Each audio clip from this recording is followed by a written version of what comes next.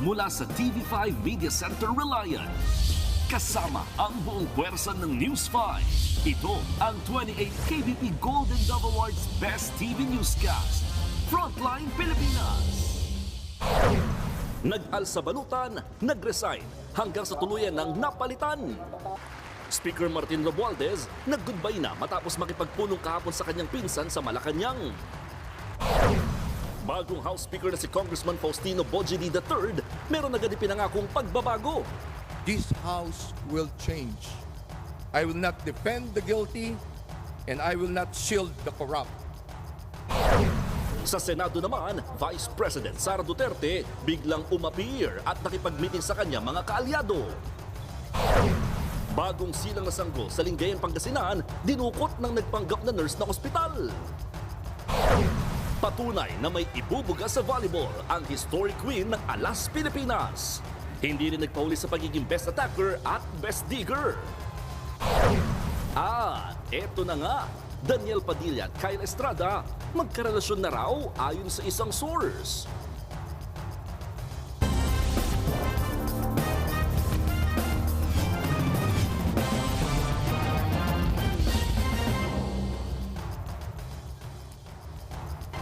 May bago ng House Speaker. Siya si Isabela 6th District Representative Faustino Boji D. III. Yan ay matapos formal na bumaba sa pwesto si Congressman Martin Romualdez. At live mula sa Batasang Pambansa, nasa frontline na balitang yan si Mon Galvez. Mon. Julius, Cheryl, formal na nga nanumpa ang kauna-unahang taga-Isabela na House Speaker, si Representative Faustino Boji D. III. Ito'y matapos nga magbitiw ng nilated 6th District Representative Martin Romualdez kasunod ng mga isyong ibinabato sa kanya kaugnay sa mga flood control projects. I tender my resignation as Speaker of the House of Representatives. Formal nang nagbitiw si late 1st District Representative Martin Romualdez bilang House Speaker. Sa kanyang pagbibitiw, I, Faustino Boji D. III of of the 6th District of Isabela, having been elected as Speaker of the House of Representatives, hereby solemnly swear ipinoroklama namang bagong liderato ng Kamara para sa 20th Congress si Isabela 6th District Representative Faustino Boji D. III. meron po kaming pagkukulang. Kami po ay nagpapakumbaba sa inyo. Nakikiusap po kami na sana bigyan nyo kami ng pagkakataong ituwid ang mga maling kalakaran at linisin ang aming hanay. Nakikiusap po kami na magbigyan nyo pa kami ng tsansang makuha muli ang inyo pong tiwala. Bago magtungo sa session hall ng Batasang Pambansa, eksklusibo pa siyang nakuhanan ng News 5 habang palabas ng kanyang opisina. Sir, sino tumususi para sa House leadership? Sino nga ba ang bagong House Speaker? Si Boji D ay isa sa 11 Deputy Speakers ng Kamara ngayon. Kapartido siya ni Pangulong Bongbong Marcos sa Partido Federal ng Pilipinas. Bago yan, nagsilbing Vice Governor ng Isabela noong 2019 hanggang 2025 si D. 2010 hanggang 2019 naman, umupo siya bilang gobernador ng probinsya. 9 na taon din siyang naging congressman ng Isabela 3rd District. Bukod kay Congressman Boji, may 2 pang D sa Kongreso ngayon. Ang anak naman niyang si Ino, alkalde ngayon sa Etiague. Si Congressman Boji D ang kauna-unahang magiging House Speaker mula sa Isabela na bahagi ng binansagang Solid North. Tingin na ilang kapwa niya mambabatas, kabilang ito sa naging dahilan kaya si D ang napiling bagong House Speaker. Maaari naging batayan din daw sa pagpili sa kanya ang malawak niyang karanasan sa politika. Talagang nakita naman natin na naging stable naman nung pinamamahalaan niya yung probinsya ng Isabela. I have known him to be a good man. He has his own quiet leadership here in the House of Representatives as Deputy Speaker, and I'm ready to serve him as a floor leader in plenary. Sina na-vote as Representative Toby Tiangco at Bacolod Congressman Albi Benitez, buo rin ang tiwala kay D at handa raw sumaping muli sa majority. Magkakaroon ng leadership na change, di ba? Ito yung first step naman doon sa reforma. So, bigyan man naman natin ng pagkakataon. The public confidence with the institution has been eroded. So, how can we regain that trust with present leadership being a suspect of the scandals that has been brought up. Pero kung may mga pabor, meron ding mga nag-aalinlangan. Deputy Speaker siya ni Romualdez. Ang feeling ko pag siya yung naging Speaker, mauulit yung issue na to next year kasi parehas lang sila ni Romualdez. Both under Marcos, walang mangyayari dito. Paninindigan naman ni Congressman Benitez, hindi raw dapat natapos sa pagpapalit ng liderato ang dapat gawin kina Romualdez. Let's have a proper investigation and for him to respond properly.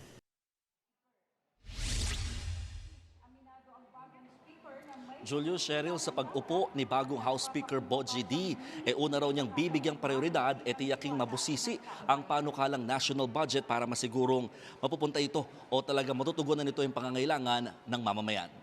Julius, Cheryl. Maraming salamat, Mon Gualvez. Nag-resign man, hindi pa rin lusot si Congressman Martin Romualdez sa investigasyon sa flood control projects. Nag-meeting daw si Pangulong Marcos at ang kanyang pinsan bago ang formal na anunsyo ng resignation. Nasa frontline ng balitang yan, si Maricel Halili.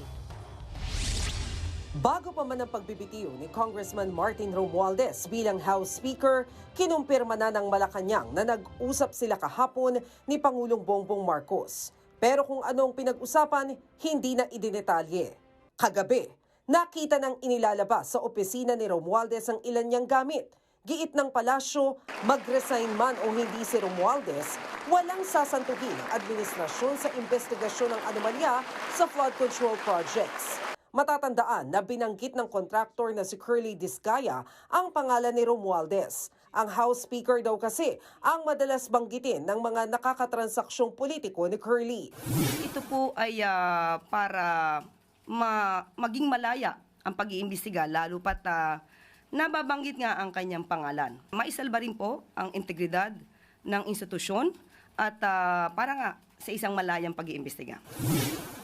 Pero si Vice President Sara Duterte, binanatan si Pangulong Marcos. Makupad daw ang aksyon. Hindi niya alam kung anong gagawin at masyado siyang mabagal gumalaw. Sagot ng palasyo, hindi EJK style ang estilo ni PBBM. Dumadaan daw ang lahat sa tamang proseso. Hindi po natin alam kung siya po ba ay matagal na nagstay sa isang kuweba at hindi niya nalalaman ang mga nagaganap. Kakailanganin niya na po ng mataas na grado na salamin or kaya hearing aid para madinig niya kung anuman ang lahat ng ginagawa at mga inuutos ng Pangulo. Hindi rin nagustuhan ng Malacanang ang hirit ni VP Sara na ipa-lifestyle check ang mga kongresista. Giit pa ng palasyo, mismong si dating Pangulong Rodrigo Duterte nga noong 2017 nagsabing marami siyang ninakaw pero naubos na. Depensa noon ng spokesperson ni Duterte, biro lang daw ito. May nakita po pala tayo ibang talent ng Vice Presidente. Magaling po pala siyang magpatawa kahit hindi siya komedyante. Kung ikukumpara ba sa nakaraang administrasyon na nagsabing corrupt, mismo ang Pangulo at maraming ghost projects, ano ang itatawag natin sa panahon na yon? Living hell? Kasabay nito, inanunsyo ng palasyo na nirepaso na ang 2026 budget ng DPWH. Tinanggal ang lahat ng locally funded flood control projects. Nagbabalita mula sa Frontline, Maricel Halili, News 5.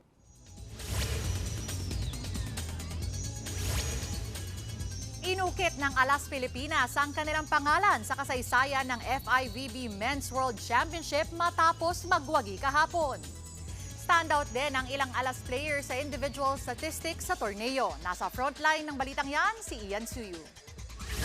First set pa lang, intense na kagad ang tapatan ng Alas Pilipinas versus Egypt sa FIVB Men's Volleyball World Championship. Unang set, historic na kagad dahil naipanalo yan ng koponan.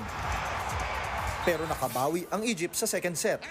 Pagdating ng third at fourth set, kumayod ang Alas at tinapos ang laro sa isang monster block. Makasaysayang unang panalo ng Pilipinas yan sa World Championship.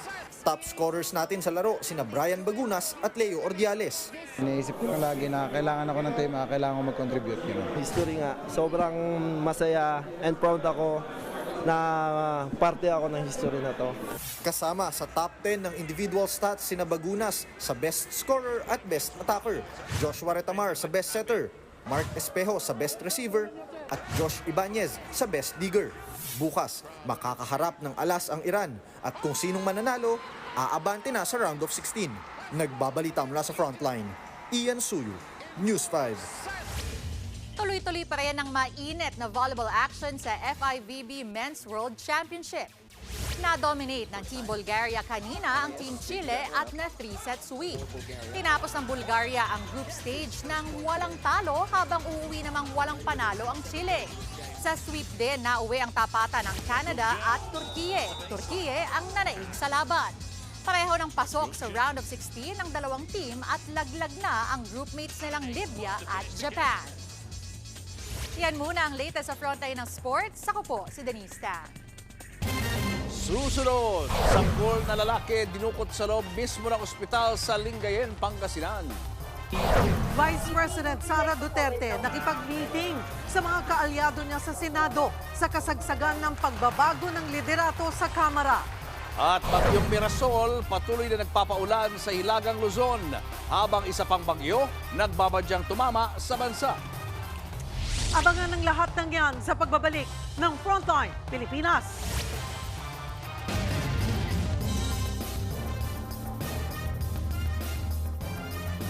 Mga kapatid, Julius Babaw po, nasa Middle East o saan mang dako ka ng mundo, manatiling may alam at may pakialam sa mga mainit na balita dito sa ating bansa. Simulan po natin ang bawat araw sa tuloy-tuloy na balitaan sa Frontline. Mag-follow at mag-subscribe sa social media pages ng News 5.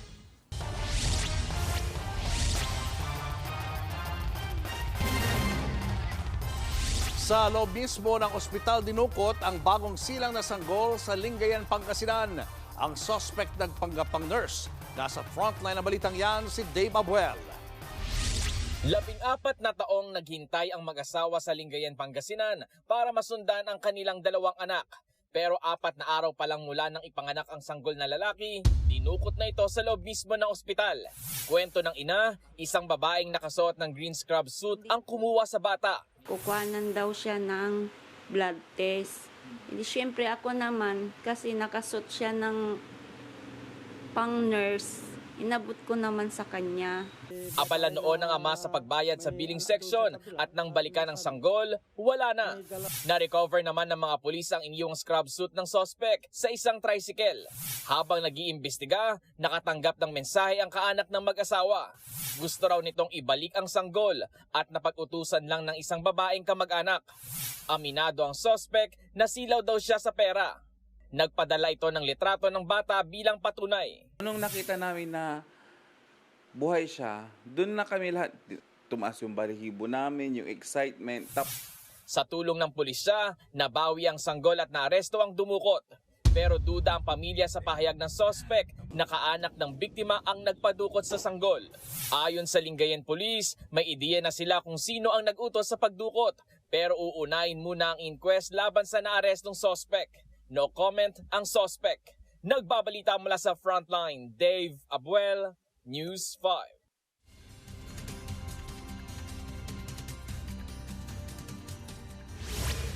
Weather update tayo mga kapatid. Patuloy nating binabantayan. Ito pong dalawang bagyo sa loob at labas ng ating Philippine Area of Responsibility.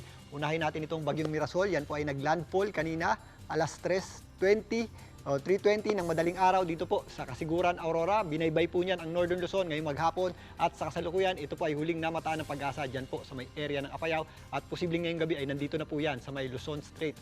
Ang bagyong Mirasol po ay nasa tropical depression category na may taglay na lakas ng hangin na umaabot sa 55 km per hour malapit sa kanyang gitna at kung minsan may mga pagbugsong umaabot sa 90 km per hour. Patuloy po itong kumikilos pa northwestward sa bilis na 20 km per hour. Ito pong bagyong Mirasol ang nagdadala po ng mga pag-ulan dito sa Northern Luzon kasama naman ang ating habagat o southwest monsoon na nagdadala po ng mga pag-ulan dito sa western section ng ating bansa. Maliban po sa bagyong Mirasol, meron tayong binabantayang bagyo sa labas ng ating Philippine Area of Responsibility na isang tropical depression na posibleng pumasok sa loob ng ating par bukas ng umaga at posible po yan tawaging bagyong Nando. So may pagkakataon pong pagsabay ang dalawang bagyo na ito, ang bagyong Mirasol at ang posibleng bagyong Nando sa loob ng ating Philippine Area of Responsibility. Dahil bukas ng umaga, aasahan natin na kilos, paitaas po itong bagyong Mirasol at makakalabas ng ating PAR bukas ng umaga. Habang papasok naman, ito pong bagyong posible nating tawaging bagyong Nando. Sa ngayon, itong tatawagin nating bagyong Nando ay malayo pa sa anong bahagi ng ating bansa at wala pa po yung direktang epekto sa atin hanggang sa weekend po yan. Maaring pinakamalapit po yan dito sa Northern Luzon at extreme Northern Luzon sa darating na Lunes hanggang Wednesday. Pero yan po ay inaasahan natin, naaakit nga po Pero ito po ay magiging malakas na bagyo. So ngayon pa lang ay babantayan po natin yan at paghahandaan natin ng mga posibleng epekto niyan sa ngayon dahil medyo malawak pa yung ating cone of uncertainty at malayo pa po itong ating binabantayang sama ng panahon na nasa labas pa nga ng ating Philippine Area of Responsibility. Dahil nga sa bagyong Mirasol, asahan pa rin po natin ang malalakas na mga pag-ulan, particularly dito sa area ng Cagayan at extreme Northern Luzon. Possible din po yung ating mga katamtaman hanggang sa kuminsan malalakas na pag-ulan sa mga areas ng Apayao, Abra, Kalinga, kasama na po dyan ang Ilocos Norte, Ilocos Sur, La Union, Pangasinan, maging dito po sa area ng Benguet, kasama po dyan ang Baguio City. Ang natitirang bahagi ng Northern Luzon at Central Luzon ay naapektuhan din po ng bagyong Mirasol na kung saan possible po yung ating mga scattered o kalat-kalat na pag-ulan at posibleng thunderstorms. Dito naman sa Calabarzon, Mimaropa, Western Visayas at Zamboanga Peninsula, naapektuhan po yan ng ating habagat. So mataas po yung ating tsansa ng pag-ulan dyan at mga posibleng kalat-kalat nga na pag-ulan at posibleng ang thunderstorms.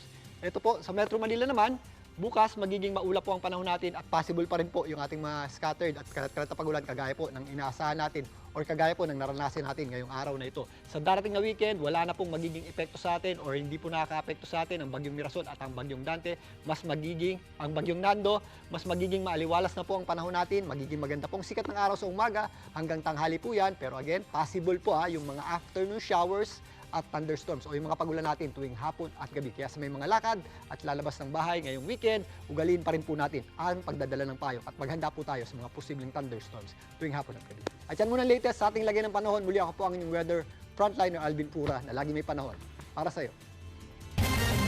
Susunod, Congressman Sandro bumuelta sa patutsada ni Congressman Pulong na pang-cover up lang ang pagpapalit ng liderato sa Kamara.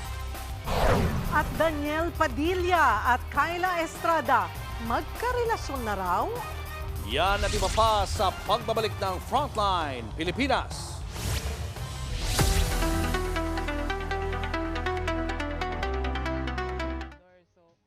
Napa-second look ang netizen sa TikTok account ni kapatid at One News anchor Gretchen Ho.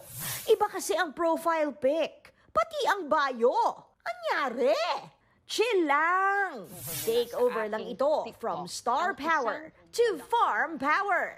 Ipinahiram ni Gretchen ang kanyang TikTok sa young coffee farmer na si Ayan Jade Abiar from Bukidnon. Look at guys, bago nga tinanong.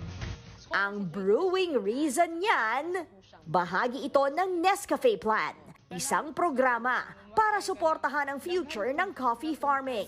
Kaya nakita ng netizens ang mundo ni Jade bilang estudyante at magsasakang ibinibida ang legasiya ng Philippine coffee. Layon ng social media takeover na ibahagi ang istorya ng bangon henerasyon ng mga magsasaka at mas makilala pa ang kanilang mundo. Ng kanilang family legacy. Pero hindi pa tapos ang kwento. Mamaya...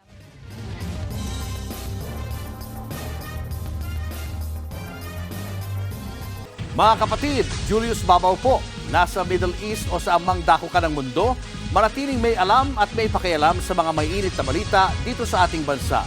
Simulan po natin ang bawat araw sa tuloy-tuloy na balitaan sa Frontline. Mag-follow at mag-subscribe sa social media pages ng News 5.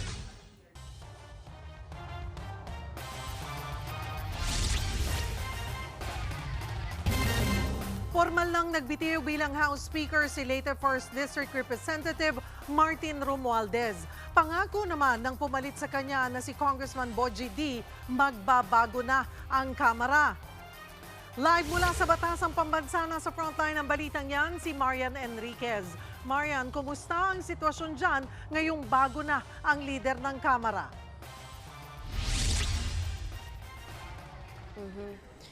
Cheryl, medyo low yung moral kanina ng mga House leaders, pero kanina nga ayon nga doon sa ilang dahilan kung bakit nagbitiw bilang Speaker itong si Martin Romualdez ay yung pagbibigay daan niya sa mandato ng Independent Commission for Infrastructure para nga gampanan yung mandato nito ng malaya at walang panghihimasok o impluwensya. Ito'y matapos nga siyang madawit sa maanumalyang flood control projects.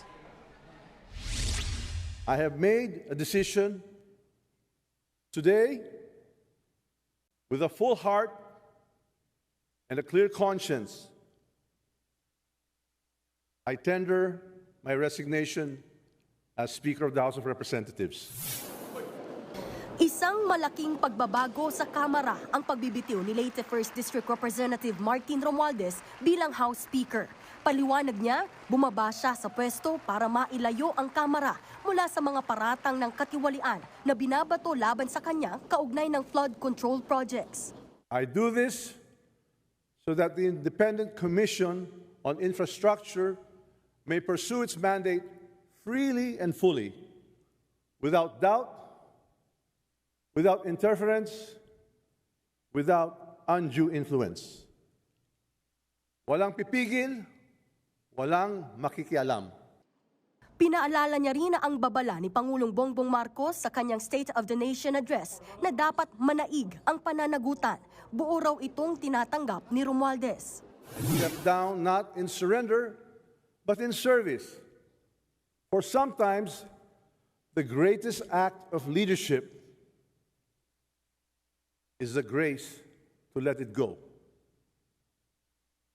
so that this institution may endure stronger than ever before. Pagbaba ni Romualdez, nagsimula na ang nominasyon para sa susunod na House Speaker. Ang nag-iisang nominado ay si Isabela 6th District Representative Faustino Boji D. III. May ilang nag-abstain tulad ni Cavite 4th District Representative Kiko Barzaga na nagsabi ng tatangkain niyang maging House Speaker. Nagtawanan sa plenaryo nang marinig ang boto niya. I abstain.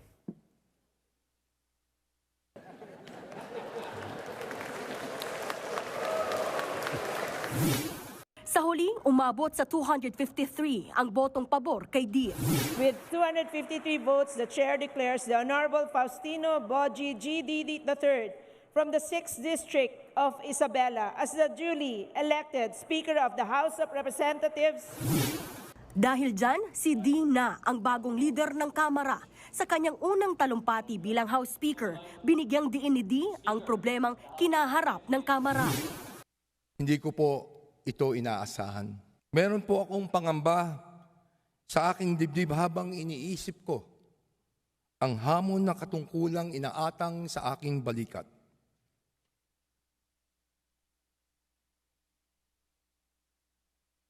Patid ko po na marami sa ating mga kababayan ang nasasaktan at nagagalit na dahil sa mga kasalukuyang kaganapan. Naiintindihan ko po kayo. Ako na ho ang unang magsasabi sa ating mga kababayan. Meron po kaming pagkukulang. Nakikiusap po kami na sana bigyan nyo kami ng pagkakataong ituwid ang mga maling kalakaran at linisin ang aming hanay. Nakikiusap po kami na magbigyan nyo pa kami ng tsansang makuha muli ang inyo pong tiwala. Under my leadership, this house will change. I will not defend the guilty and I will not shield the corrupt. Kagabi, naghakot na ng gamit ang mga tauhan ng Kamara mula sa Speaker's office. Kasama sa binitbit nila ang malaking nameplate ni Romualdez na may nakalagay na House Speaker. Ang eksenang yan naganap ilang oras matapos ipaalam ni Romualdez sa kanyang pinsang si Pangulong Bongbong Marcos ang desisyon niya. Si Romualdez daw ang humiling na makipagpulong kay PBBM. Nagpasalamat din daw si Romualdez sa suporta ng Pangulo. Ilang linggo na raw pinag-iisipan ni Romualdez ang pagbaba sa pwesto. Masyado na raw kasing tinatamaan ang Kamara sa issue ng flood control projects. Kaya mas pinili raw magsakripisyo ni Romualdez para rito. Gusto rin daw niyang harapin ang mga akusasyon at intriga. Hinikayat pa raw ng ilan si Romualdez na mag-leave of absence na lang muna. Ngayong may bago ng leader ang Kamara, nakabantay ang taong bayan kung totoong may mananagot na kongresista sa maanumalyang flood control projects. Sheryl, samantala sa isang ambush interview naman ay sinabi ni House Majority Leader Sandro Marcos na dapat umuwi na ng Pilipinas si ako Bicol Party List Representative Zaldico na idinadawit din sa maanumalyang flood control projects. Dapat daw niyang harapin ang mga binabatong aligasyon laban sa kanya. Maaari rin daw siyang maharap sa reklamo sa Ethics Committee sa patuloy niyang pagliban sa Kamara. Yan muna ang latest. Balik sa inyo. Maraming salamat, Marian Enriquez. Palabas at cover-up lang umano ang pagpapalit ng liderato sa Kamara. Ayon yan kay Davao City Congressman Paulo Duterte. Pero buwelta naman ni Congressman Sandro Marcos, baka yun daw ang gawain ni Pulong noon. Nagbabalik si Marian Enriquez.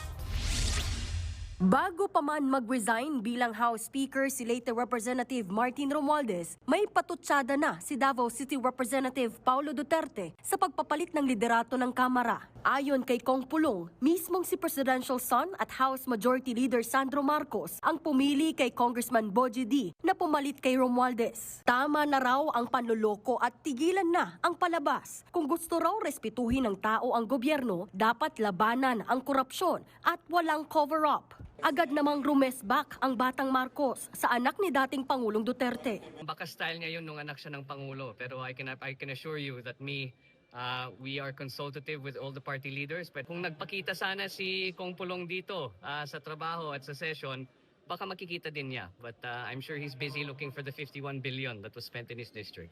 Nilinaw naman ng kaalyado ni Romualdez na suportado ng dating speaker ang pumalit sa kanyang si Kong D. Speaker Romualdez is in a good mood at okay naman siya at nakapag-usap na sila ni incoming Speaker Bogie D at katatapos lang ng leadership meeting. So everything's well.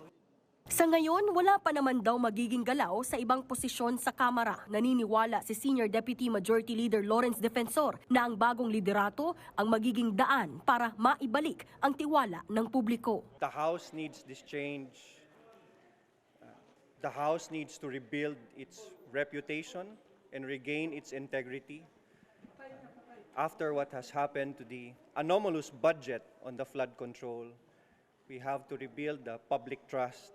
Ang isa pang gustong maging House Speaker na si Cavite Representative Kiko Barzaga, sinubukang bisitahin ang opisina ni Romualdez bago ang sesyon pero hindi siya pinapasok dahil umano sa private meeting. Gayunman, may mensahe si Barzaga sa nagbitiw na speaker.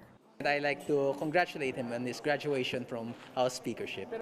Nagbabalita mula sa Frontline, Marian Enriquez, News 5.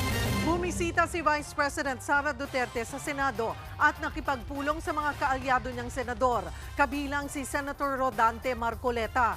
Sinalubong ni Senator Bongo, si VP Sara at sinamahan paakyat sa opisina ni Marcoleta. Doon sila nag-meeting. Pumasok din ang ilan pa sa Duterte Block na sina Senators Bato de la Rosa at Amy Marcos. Hindi na idinetalye ni VP Sara ang pinag-usapan nila. Pero sa isang pahayag mula sa opisina ni Marcoleta, nagpahayag daw ng suporta si VP Sara para sa senador. Naging tikom din ang bise sa pagbitiw o pagbibitiw ni Congressman Martin Romualdez bilang House Speaker.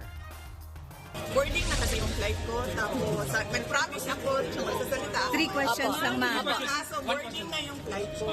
So, babalik naman ako bukas. May puntahan lang ako sa Sultan Kudarat. Ma'am, yung reaction lang doon sa change in leadership. Ma'am, yung change in leadership lang ba sa House? Purpose ng visit. Ma'am, purpose Showbiz, eto na nga!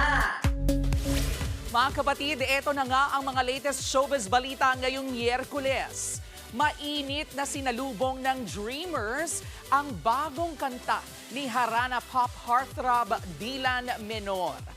Sa exclusive at advanced listening party ni Dylan, napakinggan ang Suma sa Iyo. Ilalabas yan sa streaming platforms very soon. Ang Suma sa Iyo ay ang new song ni Dylan kasunod ng Vibe Chart topping na maghapon. Sa ngayon, busy po si Dylan sa paghanda para sa bago niyang proyekto na Project Low Key kung saan makakasama niya si Jada. Sa ngayon, napapanood po si Dylan sa Vibe at Seducing Drake Palma dito sa TV5. We didn't really tackle much about the character yet. We focused on the fundamentals, the basics of acting. So it's good, at least, alam mo yun, parang I get to learn. Masaya si Jada, grabe, ang galing niya. She's very intellectual, she's very confident, she's a great singer. Susunod, Daniel Padilla at Kyla Estrada, magkarelasyon na raw? Tutok lang mga kapatid, magbabalik pa ang Frontline Pilipinas.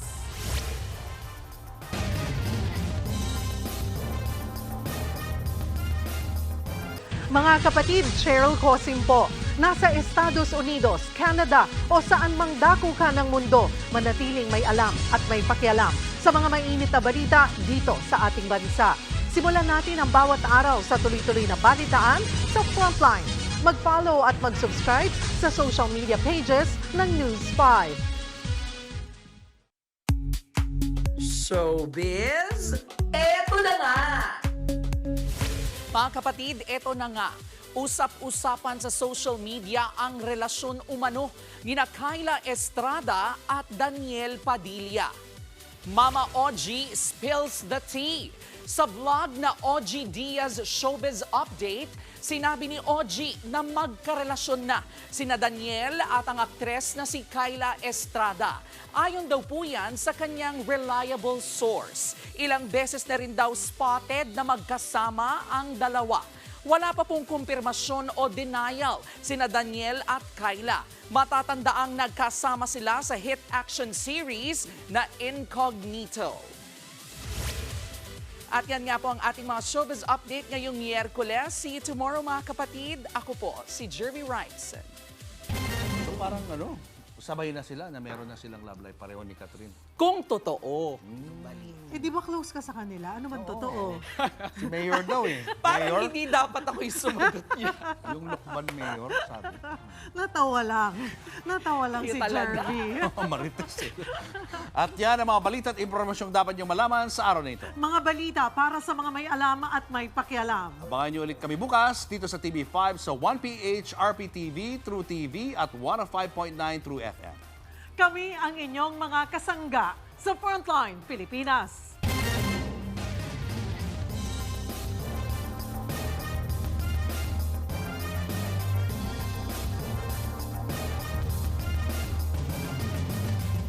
Mga kapatid, Cheryl Cosim po. Nasa Estados Unidos, Canada o saan man dako ka ng mundo, manatiling may alam at may pakialam sa mga maiinit na balita dito sa ating bansa. Simulan natin ang bawat araw sa tuloy-tuloy na balitaan sa Frontline. Mag-follow at mag-subscribe sa social media pages ng News 5.